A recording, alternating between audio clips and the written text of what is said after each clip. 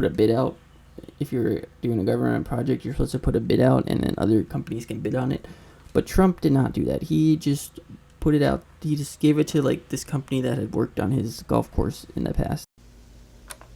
It's called Matt's Matters because it matters. You heard? Well, hear it right here every week on Matt's Matters. Yo yo yo yo yo yo yo yo. What is up? It has been a minute, but we are back. And it's been a minute, guys. You know, we took a break because of the Knicks championship run, and you know I was working a lot, so you know we took a break. We took a little break, but we are back. And you know I got my Knicks shirt on. You know, let's show you guys this. The hands of OG. The hands of OG. OG the GOAT, bro. And I was actually at the championship parade this past week, I want to say. So it was a time, and you know I got some pictures from there that I have to show you.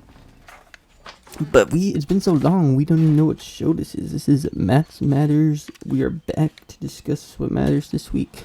But yeah, I was at the championship parade, you know. These are some shots that I got, which I post on my TikTok. You know, do you know the TikTok, y'all? Matt Benson Studios TikTok. And it was a time. It was honestly once in a lifetime experience. Let's see here. And oh man, look at this guy. He's got paper pictures, bro. Paper pictures. But yeah, we got there like 4 a.m. We were like 4 rows from the front, so it was pretty fire. It was a long day though, bro. I'll tell you that much. But yeah, man, New York is just the greatest city in the world, bro. New York is truly the greatest city, and I'll forever stand behind that because it was just crazy.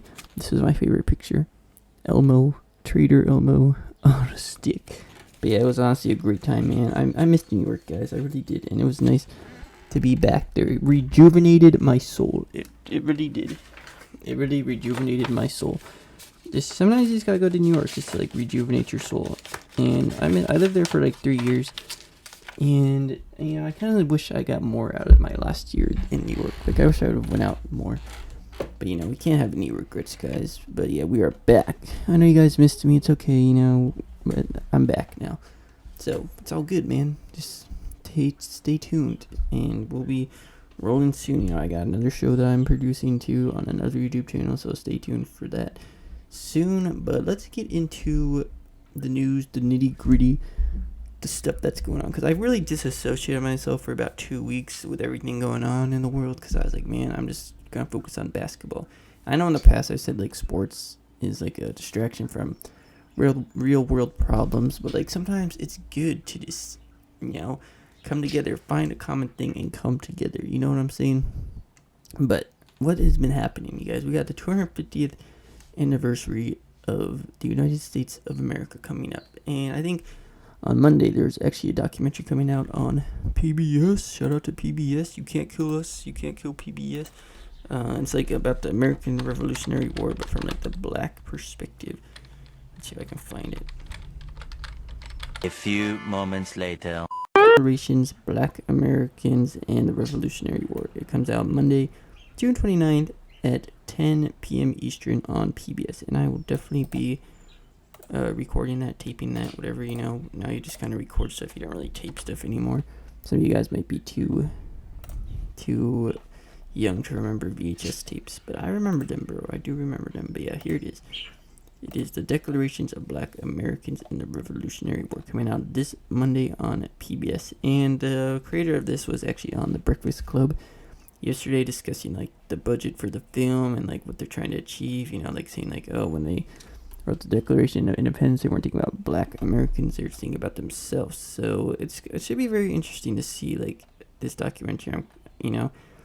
And shout out for PBS. You know, they try to cancel PBS, but they try to defund them and all this, but PBS is still rocking and rolling and putting out new content, which we just love to see. But what are we gonna get into today, bro? Probably one of the most trending topics right now. I'd say top 2 trending topics is probably the World Cup. Obviously, that's going on, and just all like the people from all over the country, like coming to America and trying like different American things, and like, you know, loving America like the Waffle House and stuff like that, and like just being like, oh my gosh, this is the best food I've ever eaten. Like, oh my gosh, like I just love America. But it's different when you're touring versus when you're actually living here, because you don't really know everything. Like, you know, like they be eating the ranch and stuff like that, bro. Like they say, like, man, I wish that I could take the ranch with me, bro. Like they really love the ranch, but they don't have ranch in other countries because it's freaking bad for you. But yeah, look at this. Look at these World Cups fans, bro. And then we're getting to our other topic for today. They've been great hosts, and I hope we've been great guests. When international soccer fans depart the U.S. after the World Cup, they'll be heading back with souvenirs, good memories, and for many, changed opinions of the country. In Massachusetts, Scottish fans have been adorning locals with bagpipes and Tartan Army chants. Boston has been fabulous, absolutely brilliant. Beautiful city, beautiful people, so friendly and welcoming. I don't think we could have asked for a better place to come to enjoy the World Cup experience.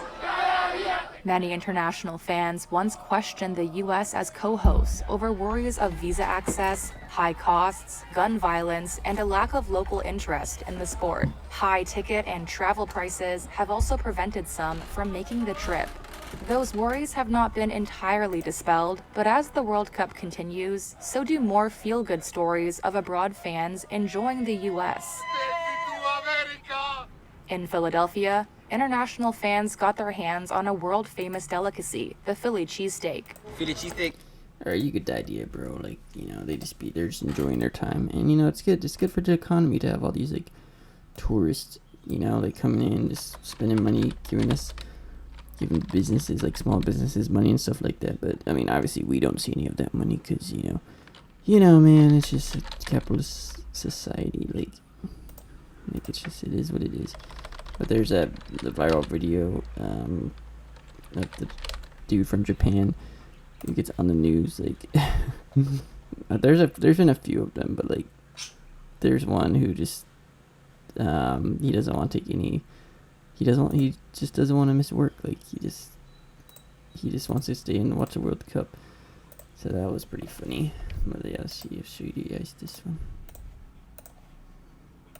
I haven't money. You got any PTO? Oh my god, PTO. I haven't.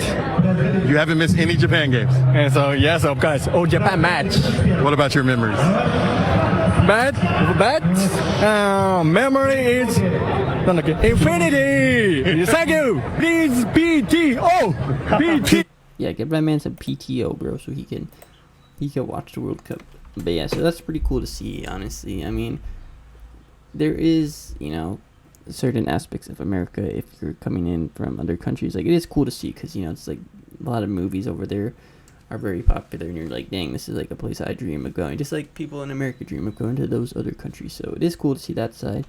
But then all the Americans are like, this is why America's the best country in the world, man, this is why. But then there's certain aspects or elements that we live here that maybe we notice that visitors or tourists don't know. It's just like when we go to other countries and we go to the nice areas, like the touristy areas, we're like, oh, what, this place is great. Like, I don't see any poverty or anything, because like those tourist attraction areas are going to cater to the needs of the tourists. They're not going to be like, oh yeah, go in the freaking poor neighborhoods and just tour there. Like, no, they're going to send you to the nice areas. So that is like, it's just, you know, it's just, of course, if you go to like the major cities, it's going to be nice there. Like, I don't know what you're talking about, bro. Like, there's just a lot of stuff going on that tourists may not notice every day, like people paying back student loans. And guys, if you're someone who has student loans like me, make sure your plan is good. Make sure that you're like paying those back, because July 1st, like the Trump student loan thing is coming into effect. Like, let me show you guys this. Yep. Get out of here, bro. Get out of here. So the student loan changes now before Big Beautiful Bill changes kick in July 1st. So the Big Beautiful Bill student loans are about to go into effect, so the borrowers better buckle up. Starting July 1st, federal student loan borrowers are about to enter a new era of repayment and borrowing rules, one that will have major consequences for both people who already paid off loans as well as families planning to borrow for the fall 2026 semester. The changes were enacted into the law by One Big Beautiful Bill Act, which I have talked about in the past. Passed by Congress last year, which overhauled major parts of the federal student loan system. Many of the biggest changes take effect July 1st, including new borrowing limits for graduate students and Parent Plus borrowers, the end of Grad Plus loans for most new borrowers, and the launch of new repayment options. Robert Farrington, founder of the College Investor, says borrowers should not underestimate the scale of the shift of the new Trump Student Loan Act. We're coming up on July 1st, which is an implementation date of the most of the One Big Beautiful Bill changes. Farrington said, honestly, it is going to be one of the most sizable changes into the federal student loan program ever. The changes affect two groups differently: people who already have federal student loans and people who plan to borrow after July 1st. So what changes for borrowers already repaying loans? For existing borrowers, the first thing to know is that the federal repayment plans are being simplified, but there's some repayment plans, the ones that with the most generous terms, will continue to operate until 2028. Beginning July 1st, two new repayment options become available to borrowers: the Repayment Assistance Plan and the new Tiered Standard Repayment Plan. RAP is income-driven repayment plan that bases payments on adjusted gross income and the number of your dependents. The Tiered Standard Plan is a flexible payment plan with a repayment term that depends on the borrower's balance. So yeah, blah blah blah. So yeah, this is just like a table of like some of the plans that are kind of. So these are the new ones, and then the TSRP and the RAP are the new ones, and then the income-based repayment plan is active, but then the SAVE plan will be terminated, ended by legislation following a court injunctions. Borrowers face a 90-day mandatory transition window, and then this pay-as-you-earn income contingent plan, which I was gonna do that, which I'm glad I did not do that now. Students. So sunsets June 30th, 2028. Borrowers must transition before this date. So, I mean, this, like, okay, I saw something that said, like, oh, if you, like, because this plan is just going to be gone. Like, you're not going to be able to use it anymore. Like, it's honestly going to be gone. So, even if you stay on it for now, you're eventually going to have to phase out. So, like, bro, it's just so, oh, God, so stupid. Like, speaking of stupid, this woman right here who stole the freaking garbage can, like this lady right here, she stole the garbage can and then she got fired from her job, bro. Like, what are you doing, bro? So yeah, millions of SAVE borrowers have been in limbo and will now need to pick a new plan. They're going to have to enroll in the new repayment plan as of July 1st. Borrowers in the current pay-as-you-earn or income contingent repayment plans have more time. Those plans are being phased out, but the current borrowers generally have until June 30th, 2028 to move into another eligible plan. Income-based repayment remains available for many existing borrowers. The only plan that really carries forward from this current generation of repayment plans is income-based repayment that will carry forward for existing borrowers. Everything else is changing. So, you know, guys, just check your student loan things and make sure that you're all good in that category, because, you know, if you're not repaying those things, your money, they're going to start taking your money. So, yeah, make sure that you're repaying that any way that you can. I know it's hard, you know. I got like a few jobs so I can repay mine, but there are companies out there who are willing to help you, like SoFi Bank, things like that. You know, give me some sponsorships here, bro. Give me some sponsorships, please. So just be aware of that. And if you are planning on getting married and your partner that you marry has student loans, talk to them before you get married and sign all the paperwork, because you want to make sure that they're paying that. Because if they're not, then if you guys get married, you become one and your money they will start taking your. So like, let's say that I get married and my partner has student loans and they haven't, like, let's say she just has not been paying them and she's like way behind. So then let's say I have like a stable job, so then when we get married, they're like, oh, your husband makes like good money, like, or vice versa. Like, if I don't pay mine and my wife makes good money, oh, your wife makes good money, but you haven't been paying your loan, so like we're taking her money. So that's just something that you have to be aware of, which they never teach you in school. Like, when you get married, these are things that you should be looking out for when you get married. Like, your life is going to change. Like, no one ever tells you that unless you ask your parents, but sometimes they didn't even realize that until they got married. So these are just the life lessons that we try to teach you on Maths Matters, bro. Just be aware of these things. But so that's probably, so obviously we got a little sidetracked there. The World Cup is like probably one of the top trending topics, and then the student loan thing, and then the woman who stole the trash can, which ceremoniously dumped an overflowing public waste basket onto the sidewalk, grabbed both ends, and while their parents, which is just like, I didn't see that or do that, but I did see like people in my section fell to the garbage can, and then there's like the lady twerking on the freaking like walkway sign. Like, that was, my friend sent me that video, and we're not gonna show that because, you know, it's just, you know, it's a little we'll show it, whatever. We don't need to show it. Well, you guys can see that anywhere else. But, and then the next trending topic is the reflecting pool. 250 years we're fixing this reflecting pool, bro. Like, look at this ducks in there and shit. But how did this happen? So the reflecting pool is a monument in Washington, D.C. You know, I know, you know, if you guys listen to me, you know that I go down there a lot, and I want to live in that area. You know, it's really nice in Maryland and Virginia and stuff like that, and it's like a nice area.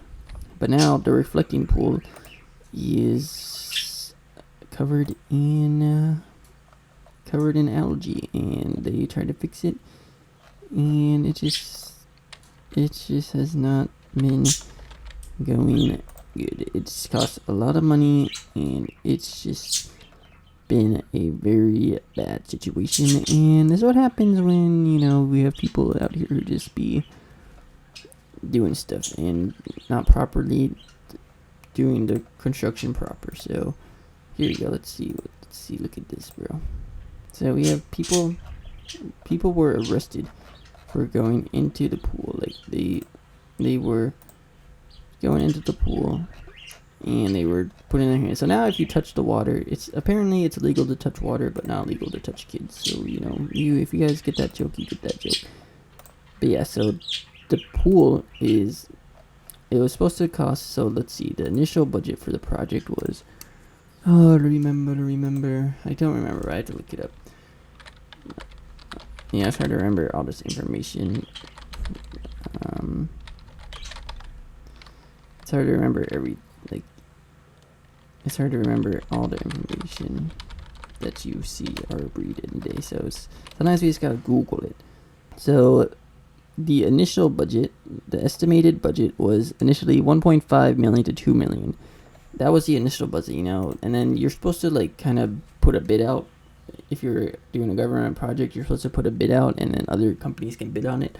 But Trump did not do that. He just put it out. He just gave it to like this company that had worked on his golf course in the past. So the budget was initially 1 to 2 million. And when people were like, because they've done this before, like tried to fix up the pool just because of its like location and like the shallow water depth and like the Maryland, Washington D.C. heat, it's like messes up the water, puts algae in it, and like that used to be a swamp there, so it's been sinking down into the ground lower. So there have been people who have tried to do this in the past. It's just the way that he is going about it is making a big scene about it. Like, Obama tried to fix a pool, and like there's been algae in that pool before. Like, it's just an issue that because of the location and the climate in that area, that's just something that happens.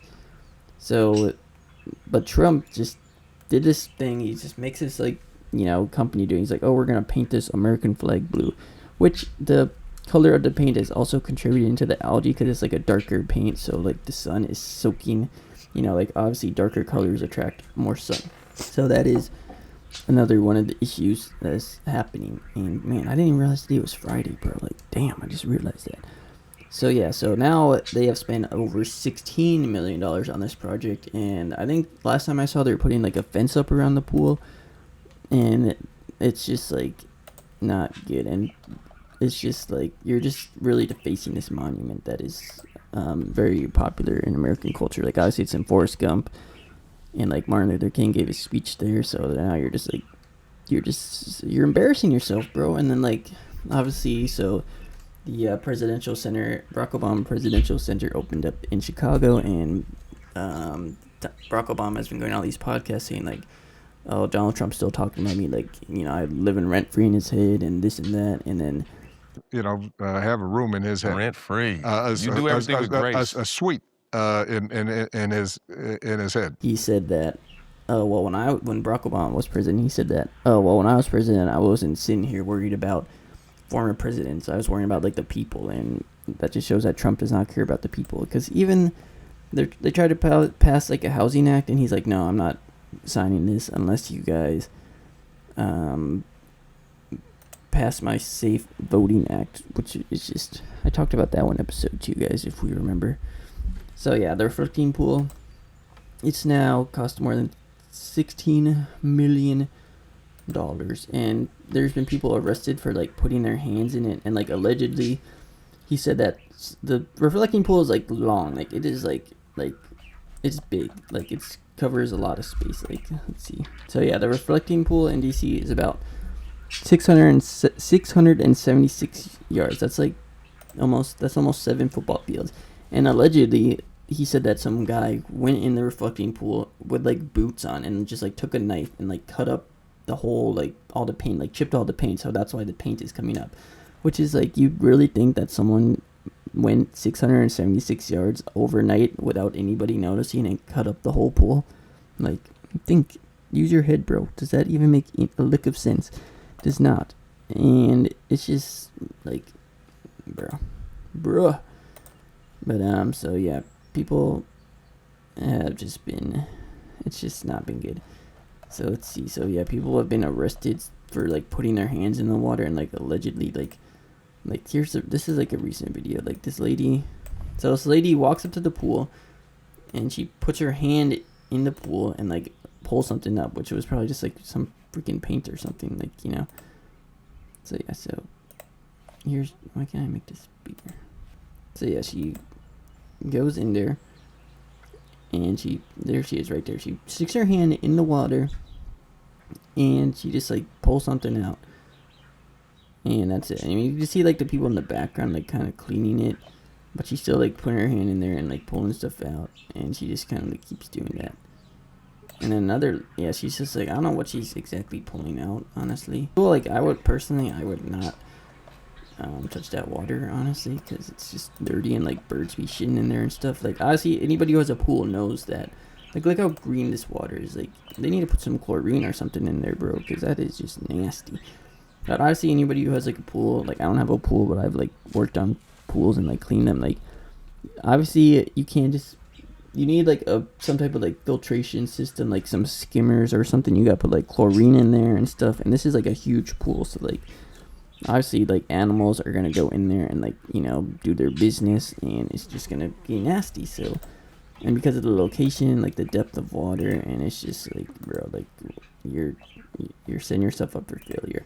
And by painting it blue, like, you think the water is gonna always be crystal clear, that you're gonna be able to see the blue paint at the bottom? Like, no, you're not. So yeah, 6 people have been arrested in the connection with the alleged vandalism of the reflecting pool, Trump says. And these people that have been arrested, there's been like nothing out about them saying like this is all alleged. Like, they don't put the names out of these people. Like, it's just like saying, oh, we arrested some people, like here's the paint coming up. Like, just like makes no sense. Like, this is so freaking stupid. Like, this makes no sense that you touching the water, and like, do you think one guy just went in there and freaking like tore that shit up, just went in there and started chipping the paint? Like, bro, it's just, this is becoming a real issue, guys. And the amount of money that they've been spending, like the budget is like tripled, like quadrupled at this point. And like, they're trying to get this all nice for the 4th of July in like 250 years. Like, I think that we should use this 250 milestone. Of course, yes, it's a great thing to live in America, and, you know, like, we have the privilege to do certain things, and, you know, but some of this shit's be sucking, bro. Like, we got, and then to run on affordability, and then just come out and say that affordability is a made-up word by the Democrats. Like, the people, like, oh man, like, people really got fooled by this. I didn't get fooled because I knew that this shit was gonna happen, but they're really out here getting fooled. Like, and then it's just not affordable to live right now. That's why there's so many 25 and under, like, people my age are living at home with their parents because they can't afford rent. A record 25 million adults under 35 are living with their parents because gas is too expensive. And people said that gas was going down, bro. It's the same. It's still like, I mean, of course it's under $4 now, and gas should never be over $2, honestly. But it's like, gas is still like $3.89, $3.99. And you say that's cheap? Like, that is not freaking cheap. That's mad expensive. It's not cheap. Like, it's tough out here. People have a freaking car that's barely holding together, and they rely on us to go to work, and now they got to put like half their paycheck in for gas. Rent is too expensive. I mean, and then the airlines come out and say, "Oh well, we raised our prices to, contradict with the high jet fuel prices." But now that those prices are going down, we're not going to lower our prices because we want to make up for the losses. Like, you're just taking advantage of people who want to travel because you know that they have to spend the money, and you're just overcharging them now because you don't want to lower your prices. Like, oh, God forbid that you don't make this much money when you got to pay for a seat, a bag, you got to pay for freaking fees and stuff like that. Eventually, you're going to fly and you're going to be paying to breathe on the plane. They're going to be like, yeah, that's $100 for oxygen per hour if you want to breathe on the plane. Like, there's just so much stuff going on, man, and that's why I kind of took a step back, because I was like, I'm getting all fired up, but of course it is important to be informed. But 250-year anniversary is coming up, and I think that we should take some time to reflect on the history that maybe got silenced or brushed under the rug because it wasn't pretty or it wasn't happy history. It was something that was sad and intense, and that's the history that they did not teach us in school. And usually that has to do with like the black and brown community and the minority community. So I think this is a time where we should lift up those voices and be aware of all of our history, not just we defeated Britain in the American Revolutionary War and America is awesome and everyone else sucks. Like, yes, but this is a time where we should reflect so we can learn from the mistakes of the past so that we can move forward and have a better America for the next 250 years. Not only for ourselves, but for our kids, our grandkids, for everybody. Because that's honestly, at the end of the day, that's the most important thing. Not making money, not capitalism. Like, all that stuff doesn't matter. What matters is preserving the country and preserving the planet for the future. Instead of just tearing it to shit. Because one day there's going to be no planet if we keep going down the path we're going. There's going to be no America if we keep going down the path we're going. So, just reflect on those things, guys. And this has been another edition of Matt's Matters. I know you guys missed me, but we're back, and stay tuned. This is the end of season 2, actually, so we'll be back taking a little vacation again after our vacation. But appreciate you guys, as always, for liking, subscribing, and make sure you just keep checking out the videos, stay informed, know your rights, and we'll catch you guys later. Peace!